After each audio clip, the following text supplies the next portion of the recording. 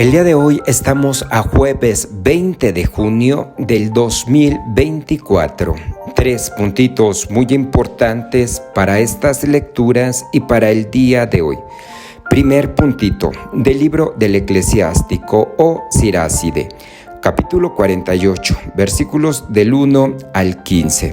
Y el día de hoy el libro del Eclesiástico hace un homenaje y hace un resumen de todo lo que fue la vida y obra del profeta Elías. El profeta Elías, grande entre los grandes. Hay que recordar que el profeta Elías vivió en el siglo IX antes del nacimiento de Cristo. Y el libro del Eclesiástico fue escrito en el siglo II antes del nacimiento de Cristo por un tal Jesús ben Sirac, un sabio, un teólogo sabio que escribe este libro. ¿Y qué nos dice ben Sirac acerca de Elías? Pues lo principal, iba a decir que Elías fue un profeta de fuego, que su palabra quemaba como una llama y que también en el nombre del Señor hizo caer el hambre y también que hizo descender 3 veces fuego de lo alto. También va a decir que el profeta Elías resucitó del sepulcro aún muerto y también que llevó a la ruina a los reyes y dio muerte a los príncipes. También él fue el que ungió a reyes y también ungió como profeta a Eliseo. Y el profeta Elías nos va a decir que subió en un torbellino de llamas, arrebatado hacia el cielo. Y en él está escrito que volvería. Cuando Elías fue arrebatado por el torbellino, Eliseo quedó lleno del Espíritu. Ningún príncipe lo intimidó, nadie lo pudo dominar. Ninguna cosa le era imposible, y aún estando en el sepulcro, resucitó aún muerto. En vida hizo prodigios, y después de muerto, obras admirables. Pues esto es lo que es la síntesis del profeta Elías, y en la parte última, una pequeña síntesis de quién fue Eliseo. Y es que en verdad, el profeta Elías fue eso. Fue un profeta que en su momento denunció todos los abusos de autoridad de quien fue el rey y de quien fue la reina Jezabel. Y el profeta Elías siempre fue, pero muy fiel al Señor Dios. Aún así, cuando su vida estaba puesta en peligro, él se mantuvo. Y también el profeta Elías supo mantener la calma. Y se dio cuenta que él era el único profeta en aquel entonces, el único profeta de Dios, mientras que había 450 profetas para Baal, el dios pagano. Y como Elías mantuvo la calma, pero mantuvo una fe muy fuerte y sabía que el Señor Dios siempre iba a estar con él. Y el Señor Dios pues se mantuvo fiel. El Señor Dios cómo lo alimentaba, el Señor Dios cómo le daba también de beber y cómo el Señor Dios lo iba induciendo por los caminos donde debería de estar. Pues el día de hoy el profeta Elías y el libro del Eclesiástico, todo un resumen de lo que fue este gran hombre. Lo que sí siempre nos deja en suspenso y también llenos de alegría es que volvería. Y eso es lo que estamos esperando. Y todo el mundo pensó que Jesucristo era Elías, pero Jesucristo es el Hijo de Dios. Y Jesucristo es totalmente más fuerte que Elías. ¿Por qué? Porque Jesucristo es Dios. Pues todo esto el día de hoy es lo que nos habla este libro del Eclesiástico. Segundo puntito muy importante, lo vamos a tomar del Salmo 96. Y este Salmo 96 dice así: Reina el Señor, alégrese la tierra, cante de regocijo el mundo entero. El trono del Señor se asienta en la justicia y el derecho. Qué bellísimo está el Salmo 96. En primer lugar, reina el Señor, alégrese la tierra. Y esto es lo que buscamos. Y hay que recordar que la predicación de Jesucristo solamente fue una predicación para anunciar el reino de Dios. Y el reino de Dios fue lo único, fue la misión de Jesucristo. ¿Y Jesucristo a qué vino? Pues Jesucristo vino a anunciar el reino de Dios. Y es que todos queremos que Jesucristo reine en nuestras vidas, que Dios reine en nuestra existencia. Y este Salmo 96, pues reina el Señor, alégrese la tierra. Y es que el Señor Dios reina, y ya lo hemos visto, cómo el Señor reina en el servicio, cómo reina en el perdón, cómo reina en la misericordia, cómo reina con su amor, cómo reina en diferentes maneras para el bien de la humanidad, haciendo bien a la humanidad.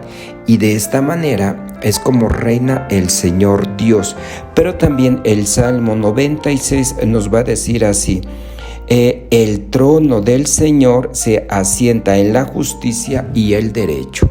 Pues es que el trono del Señor se asienta sobre la justicia y el derecho. Y es que para el Señor lo más grande es que haya justicia en este mundo. Y hay que recordar, como siempre lo hemos hecho, ¿no?, que la justicia es un estilo de vida. Y es un estilo de vida que tú te propones llevar. Y te propones llevar en lo siguiente: es que yo quiero ser justo en mi manera de vivir. Quiero ser justo con la gente que me rodea, con la gente que está a mi alrededor, con la gente que está enfrente de mí. Yo quiero ser justo con ellos, no quiero actuar con justicia, quiero ser justo y quiero caminar con ellos con justicia. Y es que no nomás es la justicia, es darle a cada quien lo que le corresponda. No, sino que la justicia es tu estilo de vida, tu manera de vivir, tu manera de estar aquí. Y en pocas palabras, la justicia simplemente es hacerle un bien al otro.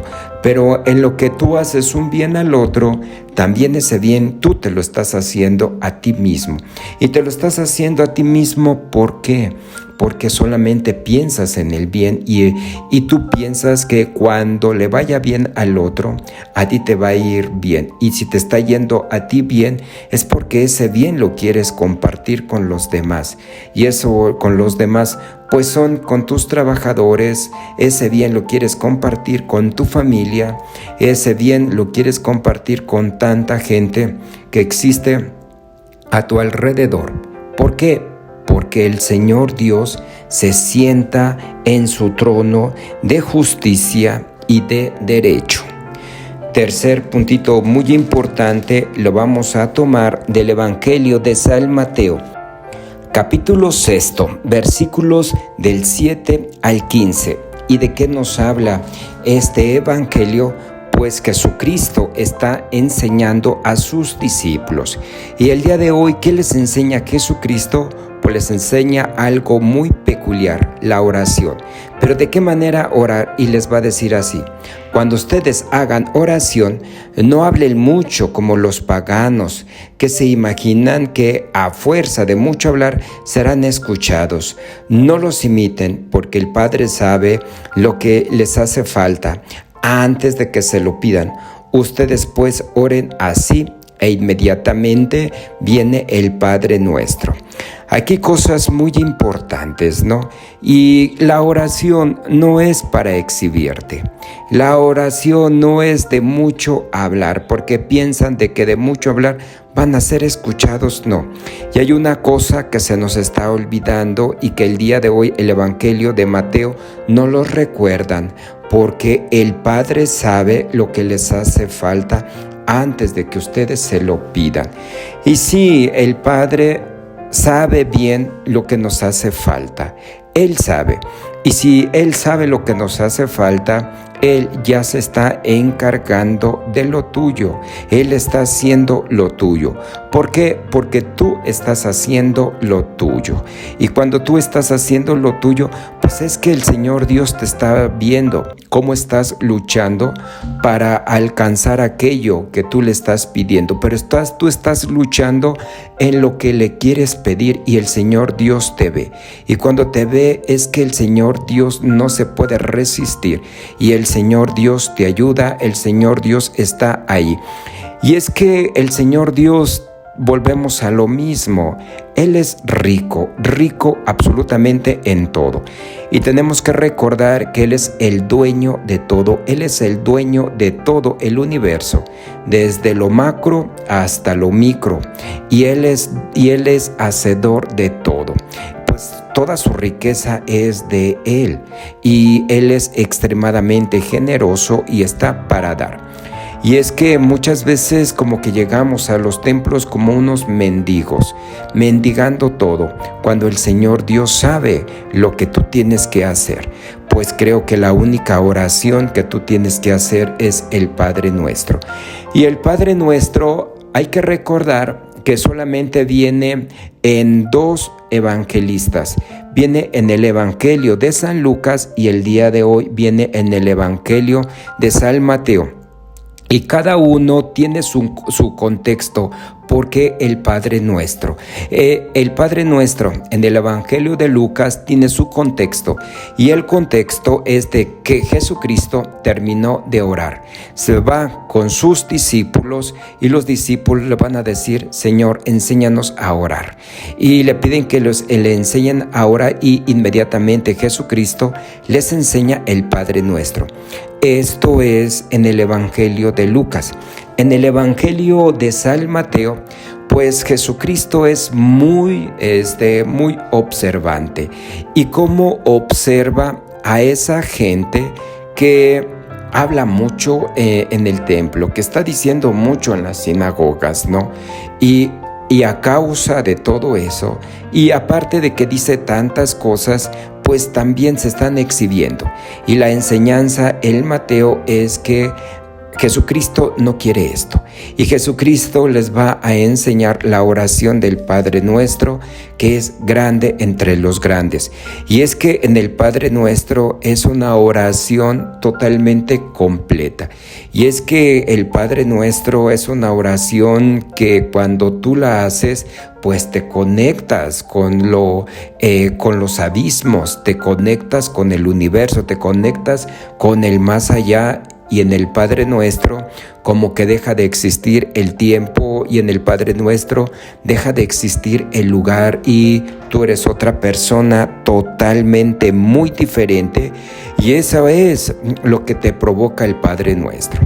En primer lugar, cuando Jesucristo le llama a Dios Padre, esto fue un escándalo, y una de las causas por las cuales Jesucristo murió fue porque precisamente se refirió a su Padre, a Dios como Padre. Y esto fue un escándalo para los escribas, para los fariseos, para el Sanedrín, para el sumo sacerdote, y fue una de las causas de su muerte. Pero con la muerte de uno, gracias a Dios, nosotros nos podemos dirigir con toda la libertad de decir Padre.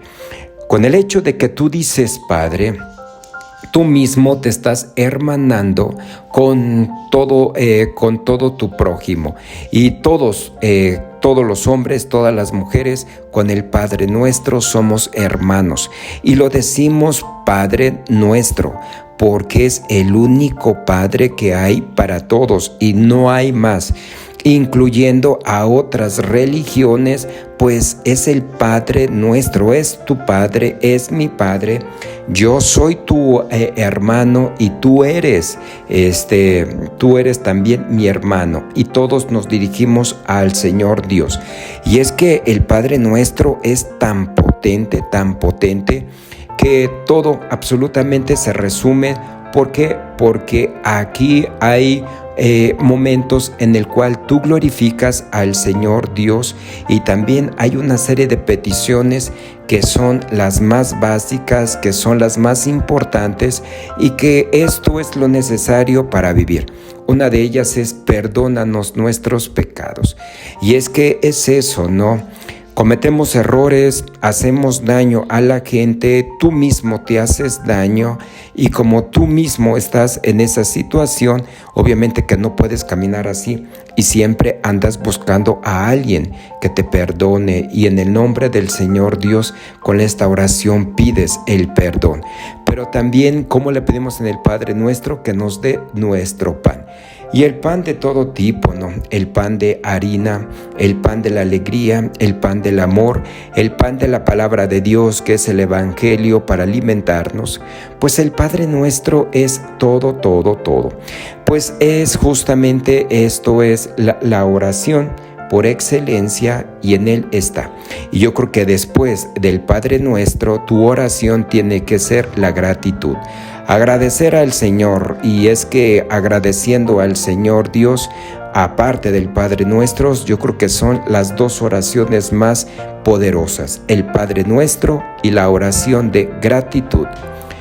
Este es el pan de la palabra, el pan de vida, el pan que te alimenta. Sapere aude. Atrévete a saber, atrévete a conocer y haz de tu vida una obra de arte. Si te gustó este video, suscríbete, compártelo, dale like para ayudar a más personas. Saludos.